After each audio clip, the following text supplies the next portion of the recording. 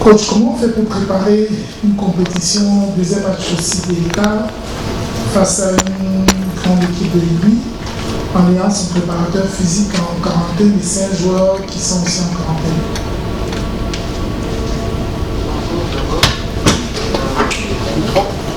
Je fais tout à l'envers. Donc voilà, votre question elle part un petit peu au-delà, parce qu'on se retrouve, nous, entraîneurs, à faire un autre métier. C'est-à-dire qu'avec cette maladie, on est obligé de s'adapter, non seulement au niveau des joueurs, parce qu'il manque 5 joueurs, et voilà, faut faire confiance à son groupe. Comme là aujourd'hui, nous avons, et nous ne sommes pas les seuls, nous sommes tous logés à la même enseigne, donc au niveau de notre métier, on doit réfléchir autrement. Nous avons tous, je pense, fait les contrôles de Covid hier. Là, on fait l'entraînement ce matin pour préparer le match, mais on ne sait pas du tout quel joueur on va aligner parce qu'on n'a pas encore les résultats. Donc, on est vraiment dans une difficulté. Là, on aura les résultats tout à l'heure. Donc, il faut s'adapter, mettre sur le terrain différents scénarios parce qu'on ne sait pas qui va être atteint ou pas. Et ne pas être pris au dépourvu, ça reste toujours la même chose, c'est-à-dire réduire les incertitudes, mais là elles sont beaucoup plus nombreuses, parce qu'on ne sait pas quand est-ce que les résultats vont sortir, ils vont arriver à quelle heure. On a un match à 16h, aura-t-on les résultats à midi, à 13h, même à 14h, on n'en sait rien. Donc c'est vraiment compliqué d'appréhender son métier en ce moment, mais bon, il faut rester toujours calme, lucide et puis compter sur son groupe et continuer à donner des savoir-faire aux autres. Quant à la préparation athlétique, le préparateur athlétique n'est pas là, mais on est entraîneur. Et sur un plan personnel, ça c'est un domaine que j'adore, donc que j'aime aussi, j'aime bien faire. Donc ça va, de ce côté-là, son absence ne se fait pas trop ressentir, mais c'est surtout cette incertitude qu'on a au niveau de la maladie qui fait que notre métier est en train de changer.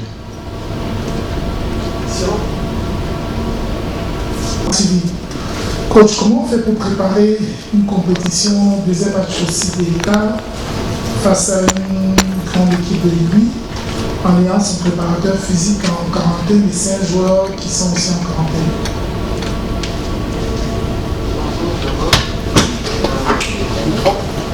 Je fais tout à l'envers. Donc voilà, votre question elle part un petit peu au-delà, parce qu'on se retrouve, nous, entraîneurs, à faire un autre métier.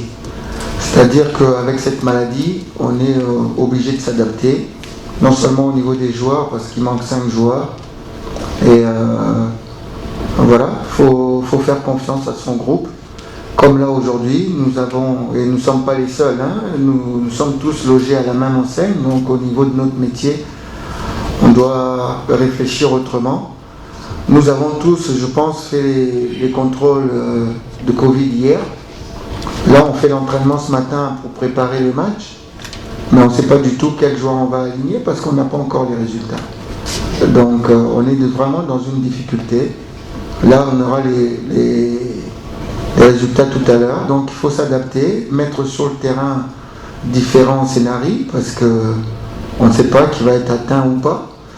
Et ne pas être pris au dépourvu, ça reste toujours la même chose, c'est-à-dire réduire les incertitudes, mais là elles sont beaucoup plus nombreuses, parce qu'on ne sait pas quand est-ce que les résultats vont sortir, ils vont arriver à quelle heure. On a un match à 16h, aura-t-on les résultats à midi, à 13h, même à 14h, on n'en sait rien. Donc c'est vraiment compliqué d'appréhender son métier en ce moment, mais bon, il faut rester toujours calme, lucide et puis compter sur son groupe et continuer à donner des savoir-faire aux autres. Quant à la préparation athlétique, le préparateur athlétique n'est pas là, mais on est entraîneur. Et sur un plan personnel, ça c'est un domaine que j'adore, donc que j'aime aussi, j'aime bien faire. Donc ça va, de ce côté-là, son absence ne se fait pas trop ressentir, mais c'est surtout cette incertitude qu'on a au niveau de la maladie qui fait que notre métier est en train de changer. Pour Top Congo Kinshasa, ma question d'abord pour les coachs Laurent. Coach, vous êtes à 90 minutes d'une qualification pour l'État, en cas de victoire bien sûr. Comment entrer dans ce genre de match? Surtout pour le mental des joueurs, on les a vus un peu timorés, je dirais, suite à la perte, justement, vous avez parlé de cette pandémie, de ce cas de ces résultats qui sont arrivés à quelques heures du match, avec la perte notamment du capitaine. C'était un peu difficile à gérer mentalement. Et puis à Jérémy, demain, c'est le match qui peut déjà vous propulser en quart de finale si vous gagnez. Vous, en tant que joueur, les consignes, vous les aurez en dehors du terrain, sur le terrain, c'est à vous de les appliquer. Quelle sera l'attitude à avoir pour justement vous en sortir avec et la victoire et la qualification? Au-delà des joueurs clés, il faut miser sur son groupe. Il faut miser sur son groupe. Vous l'avez dit, on est à 90 minutes d'une qualification. Donc il faut donner confiance et pas de stress. Donc j'ai dit ça tout à l'heure à mon groupe. Il faut jouer avec beaucoup de joie. Il faut venir demain sur le terrain avec beaucoup de joie. Il faut faire votre métier, mais ce qui est beau dans ce métier, c'est de donner de la joie. Donc quand vous prenez de la joie, quand vous êtes heureux sur le terrain, on a beaucoup plus de chances de s'en sortir que quand vous arrivez avec trop de questions. Donc non, j'ai tenu un discours plutôt de joie en leur demandant de se libérer et de ne pas être timoré. Je crois que demain, notre qualification, si qualification il y a, passera par le jeu. Donc j'aurais demandé de jouer. Voilà. Madame, j'ai compris. Demain, nous sommes bien déterminés pour entamer et prendre la qualification parce que c'est le seul moyen. Nous nous sommes fixés l'objectif de passer cette étape. Alors, demain, nous allons nous donner à fond pour bien sûr passer cette étape. Merci.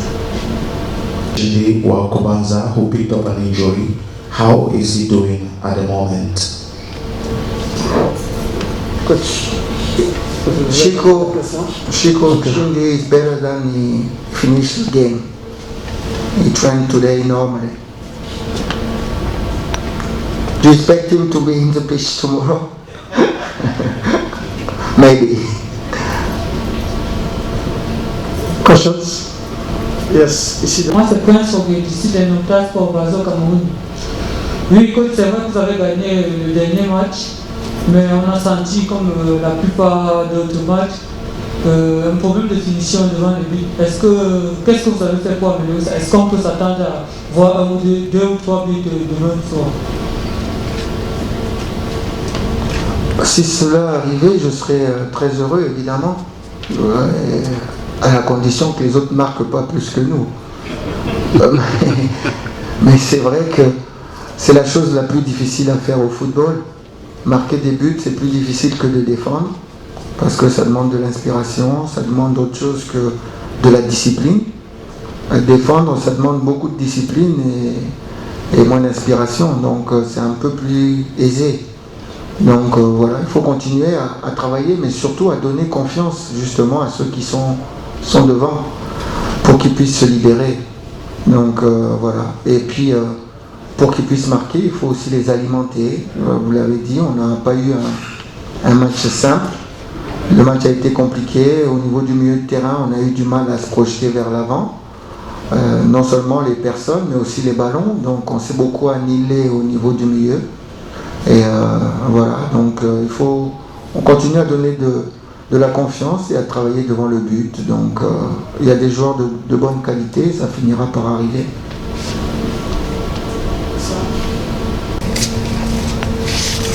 Le retour se passe très bien. Je pense que je ne suis pas totalement parti.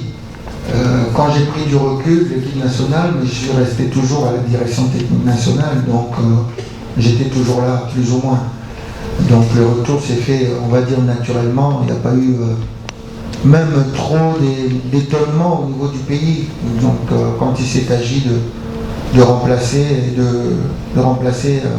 Pamphile Niao qui était parti en Europe, voilà, on s'est retourné vers la DTN et puis j'étais disponible, donc ça s'est passé de façon aisée. Donc il n'y a pas de souci de ce côté-là, ça se passe très bien.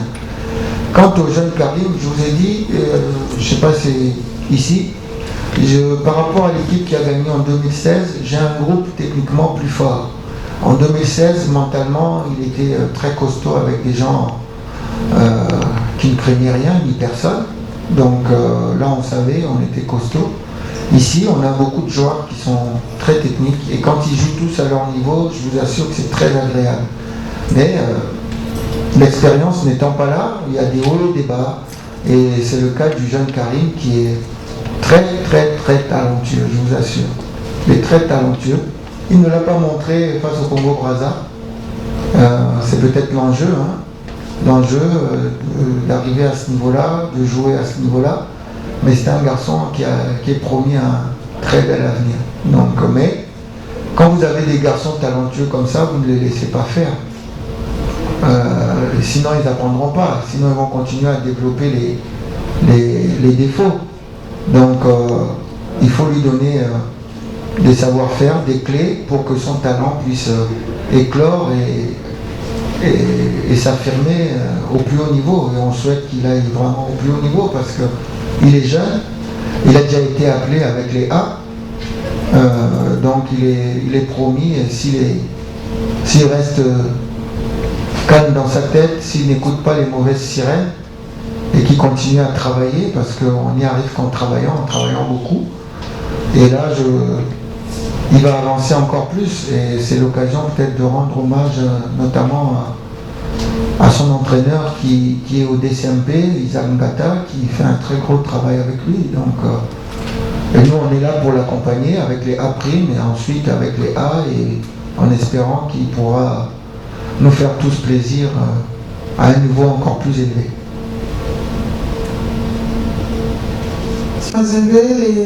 Les sélections, la plus grande, les A', quels sont les avantages que peut avoir un coach à naviguer ainsi à travers les sélections locales quand vous devez gérer une sélection locale comme c'est le cas maintenant par un tournoi? Merci.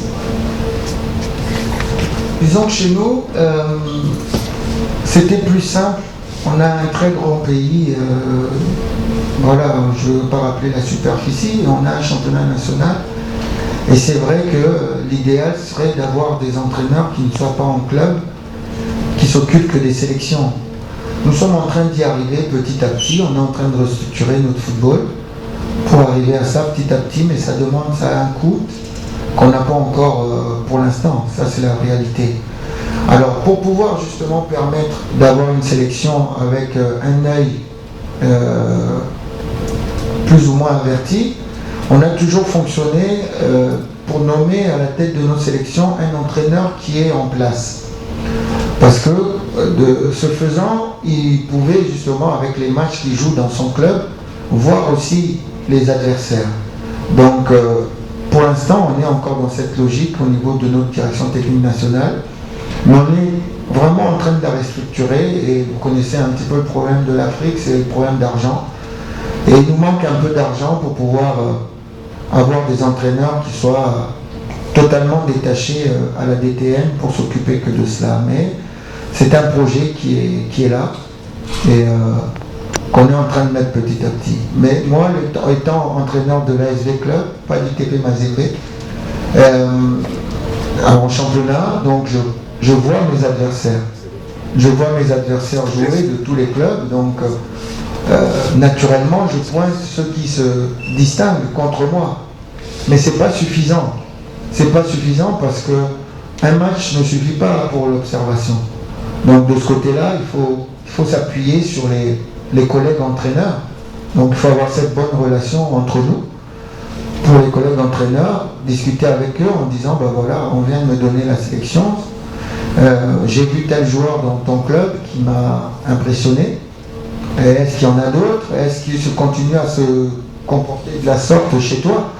Et de cette discussion, on apprend beaucoup. On apprend peut-être que contre toi, il a tout donné et puis le reste de la saison, il ne fait rien. Donc, on glane des résultats très importants. Et puis par rapport au comportement, parce qu'en équipe nationale, non seulement on est des ambassadeurs, mais il y a un comportement à avoir. Et on apprend on connaît tous ces renseignements qui font qu'on arrive à bâtir une sélection qui est plus ou moins homogène.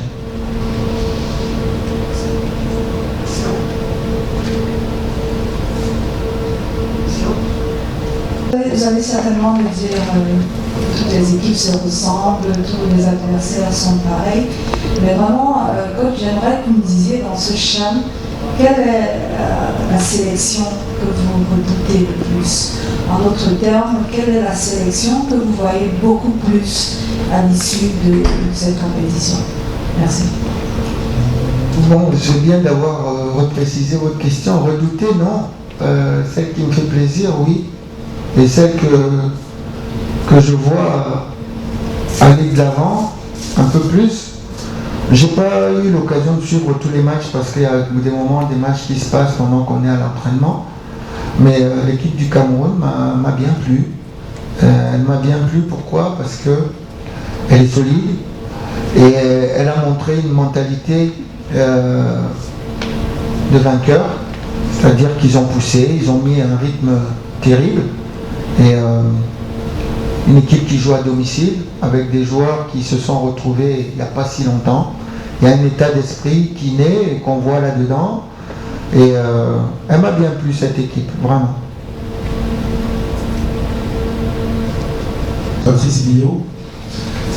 Coach, j'ai la chance de commenter vos rencontres pour la chaîne nationale. Et lors du duel congolo-congolais, on s'est rendu compte que la première période était assez difficile. En seconde période, vous revenez très bien, première minute, vous réussissez à marquer. Et derrière, on a l'impression que vous étiez dans la gestion. L'objectif pour vous, c'est de commencer doucement, monter progressivement. Que le ciel vous entende. Hein. Non, c'était un match compliqué. Et puis je vous ai dit, on a une équipe qui est jeune. Donc, on n'a pas de centre de formation. Donc là où on apprend le métier, et notamment sur le plan tactique. J'ai eu l'occasion de le dire, là on est en train de faire un très gros travail au niveau de la direction technique nationale.